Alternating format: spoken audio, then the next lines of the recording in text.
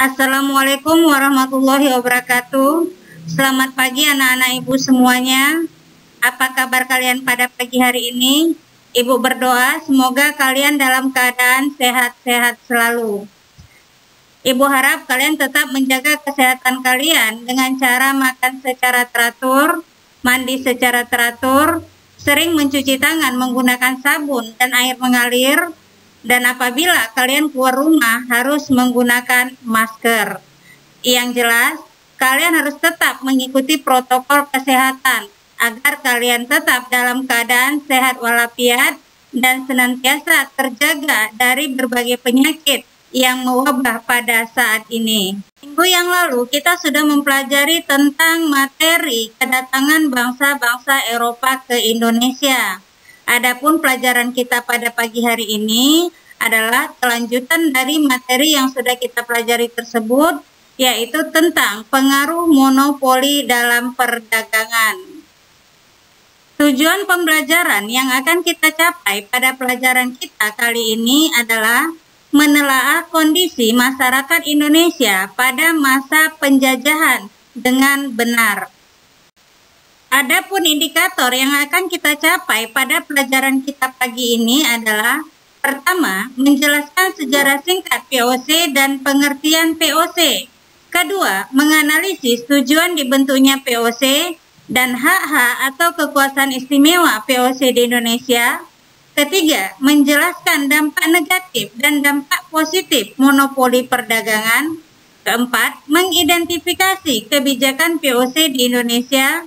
Kelima, mendeskripsikan pengaruh kebijakan VOC di Indonesia. Dan yang keenam adalah mengidentifikasi penyebab bubarnya VOC di Indonesia. Mari kita bahas satu persatu tentang indikator yang akan kita capai. Yang akan kita pelajari pertama adalah tentang sejarah singkat dan pengertian VOC. Bangsa Belanda melalui pelayarannya tahun 1596 di bawah pimpinan Cornelis de Houtman. Para pedagang bangsa Belanda ini tiba di Banten, Indonesia. Para pedagang Belanda ini semakin ramai datang ke Indonesia, dan keadaan seperti ini menyebabkan munculnya persaingan dalam kegiatan perdagangan. Untuk mengatasi persaingan itu, pemerintah Belanda membentuk badan usaha atau kongsi dagang yang diberi nama VOC atau kepanjangan dari Verenigde Oost-Indiske Compagnie, yang merupakan kongsi dagang atau perusahaan Hindia Timur Belanda yang didirikan pada tanggal 20 Maret 1602. VOC adalah persekutuan dagang asal Belanda yang memiliki monopoli untuk aktivitas perdagangan di Asia dan juga memiliki hak istimewa dari pemerintah Belanda, sehingga kedudukan para pedagang Portugis di Indonesia menjadi terdesak dan akhirnya lenyap dari aktivitas monopoli perdagangan rempah-rempah di Indonesia. Apa saja tujuan dibentuknya VOC dan hak-hak atau kekuasaan istimewa VOC di Indonesia? Adapun tujuan dibentuknya VOC di Indonesia oleh pemerintah Belanda adalah yang pertama, mengurangi persaingan antar pedagang Belanda. Yang kedua, menguasai pelabuhan. Ketiga, monopoli perdagangan. Empat, menguasai rempah-rempah. Kelima, menguasai kerajaan-kerajaan. Keenam, memperkuat posisi Belanda di dunia internasional. Dan yang ketujuh adalah sebagai bantuan khas untuk Belanda. Sedangkan hak-hak kekuasaan istimewa VOC di Indonesia yang diberikan pemerintah Belanda kepada VOC adalah: pertama, hak monopoli perdagangan. Kedua, hak membentuk angkatan perang. Ketiga, hak mencetak dan mengeluarkan mata uang. Keempat, hak mengadakan perjanjian dengan raja. Kelima, hak memerintah di Nusantara. Keenam, hak ekspansi benteng. Ketujuh, hak menentukan perang atau damai. Dan yang ke-8 adalah hak mengangkat dan memberhentikan pegawai VOC. Sekarang kita lihat adalah dampak negatif dan dampak positif terjadinya monopoli perdagangan di Indonesia. Kita bahas yang pertama adalah dampak negatif monopoli perdagangan. Adapun dampak negatif yang dirasakan oleh masyarakat Indonesia dengan adanya monopoli perdagangan yang dilakukan oleh VOC, yang pertama, rakyat harus menjual hasil rempah-rempah kepada pihak VOC. Kedua, pendapatan rakyat akibat monopoli ini mengalami penurunan karena harga ditentukan oleh VOC. Ketiga, menurunnya jumlah penduduk disebabkan karena adanya pembantaian secara massal. Keempat, penderitaan fisik atau kelelahan karena bekerja terlalu keras. Yang kelima, produksi padi menurun karena tanaman ini tidak laku di pasaran internasional. Sebab lainnya juga karena terjadinya gagal panen. Dan yang keenam adalah menjadikan rakyat banyak yang kelaparan dan menemukan kematian. Adapun dampak positif monopoli perdagangan akibat adanya VOC, yang pertama, banyak bangsa asing, apakah dari Eropa, Asia, Timur Tengah, yang melakukan kegiatan perdagangan di Nusantara. Akibatnya aktivitas dagang menjadi ramai. Kedua, pedagang pribumi memperoleh informasi hasil rempah-rempah yang laku di pasar internasional. Ketiga, pedagang pribumi juga lebih mengetahui bagaimana tata cara perdagangan. Dan yang keempat, pedagang pribumi melakukan hubungan dagang dengan bangsa lain. Selanjutnya kita akan bahas tentang kebijakan VOC di Indonesia. Ada beberapa kebijakan VOC yang diterapkan di negara Indonesia. Yang pertama, menguasai pelabuhan-pelabuhan dan mendirikan benteng untuk melaksanakan monopoli perdagangan.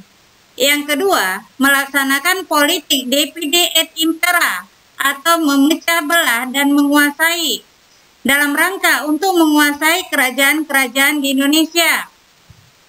Ketiga, untuk memperkuat kedudukannya, perlu mengangkat gubernur jenderal. Keempat, melaksanakan sepenuhnya hak oktroy yang diberikan pemerintah Belanda, seperti hak monopoli, hak untuk membuat uang, hak untuk mendirikan benteng, hak untuk melaksanakan perjanjian dengan kerajaan di Indonesia, dan hak untuk membentuk tentara. Kelima, membangun pangkalan atau markas VOC yang semula di Banten dan di Ambon, ini dipindahkan ke Jayakarta atau Batavia. Keenam, melaksanakan pelayaran hongi atau hongi tocen. Dan yang ketujuh adalah adanya hak ekstirpasi, yaitu hak untuk membinasakan tanaman rempah-rempah yang sudah melebihi ketentuan. Nah, anak-anak ibu sekalian, apakah pengaruh kebijakan VOC di Indonesia? Nah, ada beberapa pengaruh yang sangat dirasakan oleh masyarakat Indonesia akibat adanya kebijakan VOC. Pertama, kekuasaan raja menjadi berkurang atau bahkan didominasi secara keseluruhan oleh VOC. Kedua, wilayah kerajaan terpecah belah dengan melahirkan kerajaan dan penguasa baru di bawah kendali VOC. Ketiga, hak oktroy atau hak istimewa VOC ini membuat masyarakat Indonesia menjadi semakin miskin dan menderita. Keempat, rakyat Indonesia mengenal ekonomi uang, mengenal sistem pertahanan benteng, etika perjanjian, dan prajurit bersenjata modern dengan senjata api dan meriam. Kelima, pelayaran hongi. Ini dapat dikatakan sebagai suatu perampasan, perampokan, perbudakan, dan juga pembunuhan. Dan keenam, hak ekstirpasi bagi rakyat yang merupakan ancaman matinya suatu harapan atau sumber penghasilan yang bisa berlebih. Yang terakhir kita bahas adalah penyebab bubarnya VOC di Indonesia. Keberadaan VOC seiring dengan perjalanannya mengalami berbagai kendala dan hambatan yang akhirnya mengalami kemunduran pada pertengahan abad ke-18. Adapun sebab sehingga POC ini dibubarkan adalah yang pertama, banyak dari pegawai POC yang melakukan korupsi dan kecurangan. Yang kedua, POC banyak mengeluarkan biaya untuk peperangan, misalnya perang melawan Sultan Hasanuddin dari Goa. Ketiga, banyaknya gaji pegawai yang harus dibayar karena kekuasaan yang luas ini membutuhkan pegawai yang banyak. Keempat, pembayaran keuntungan atau dividen bagi pemegang saham ikut memberatkan seusai POC mengalami kekurangan pemasukan. Kelima, semakin bertambahnya saingan dagang di Asia, terutama berasal dari negara Prancis dan negara Inggris. Keenam, terjadi perubahan politik di Belanda dengan berdirinya Batavia tahun 1795 yang demokratis serta liberal yang menganjurkan perdagangan bebas.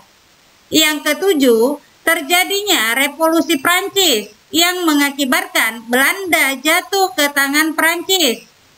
Belanda pun jatuh di bawah pimpinan Napoleon Bonaparte. Alasan tersebut ini menyebabkan POC dibubarkan pada tanggal 31 Desember 1799. POC dibubarkan dengan meninggalkan utang sebesar 136,7 juta gulden. POC meninggalkan kekayaan berupa kantor dagang, benteng, gudang, kapal dan daerah kekuasaan di Indonesia, di mana aset-aset tersebut kemudian dialihkan kepada pemerintahan Belanda. Demikianlah materi kita pada pagi hari ini tentang pengaruh monopoli dalam perdagangan. Ibu harap kalian bisa memahami dan mengerti tentang materi yang sudah Ibu jelaskan tadi. Tetapi kalaupun ada di antara kalian yang belum mengerti dan belum memahami tentang materi tersebut, kalian boleh menanyakan langsung kepada Ibu melalui WA. Adapun materi dan tugas yang akan kamu kerjakan, itu sudah Ibu kirim melalui Google Classroom. Kalian bisa membuka Google Classroom kalian dan melihat tugas apa yang harus kamu kerjakan dan kapan batas waktu pengumpulan tugas. Ibu berharap kalian bisa melakukan pekerjaan rumah kalian dengan baik dalam mengerjakan tugas-tugas yang diberikan dan mengumpulkannya tepat pada waktu yang sudah ditentukan. Atas perhatian kalian pada pagi hari ini dalam kegiatan belajar mengajar daring yang sudah kita lakukan tadi, Ibu ucapkan banyak terima kasih. Dan Ibu juga mendoakan semoga kalian dalam keadaan sehat selalu. Tetap semangat ya anak-anak Ibu, dan Ibu akhiri dengan Assalamualaikum warahmatullahi wabarakatuh dan selamat pagi.